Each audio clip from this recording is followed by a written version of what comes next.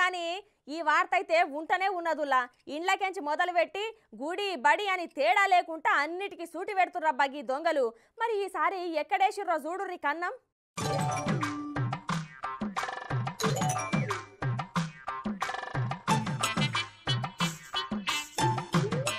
దినం ఎన్నో ఒక తాన దొంగతనం అయితేనే ఉన్నది, అది మనం చూస్తూనే ఉన్నాం. అయితే ఇంట్లల్లా లేకపోతే గుడిలకు జొర్రి దొంగతనం చేస్తున్నారు కొందరు బడివేగాళ్ళు. ఇంట్లోకెళ్ళి బయటికి పోదామంటే భయం అవుతున్నది, ఏడ ఇంట్లకు దూరి కొంప కొల్లేరు చేస్తారో అని. నువ్వు ఆగురా నాయన, అసలే పెళ్లిళ్ళ టైము, పెళ్లిళ్ళకు పోవాల్సి ఉంటది, జర ఆపుతావా అని నా మీద గరంగా ఆకుర్రి. ఒక్కసారికి ఈ వీడియో చూడుర్రి.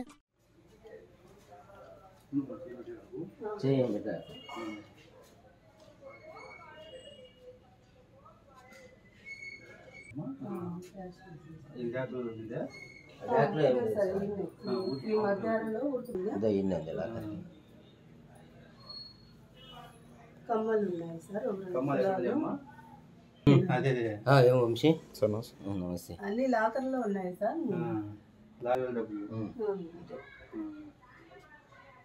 మన ఈ కింది మొన్న తీసుకొని వచ్చి పెట్టినా క్యాష్ కొంత.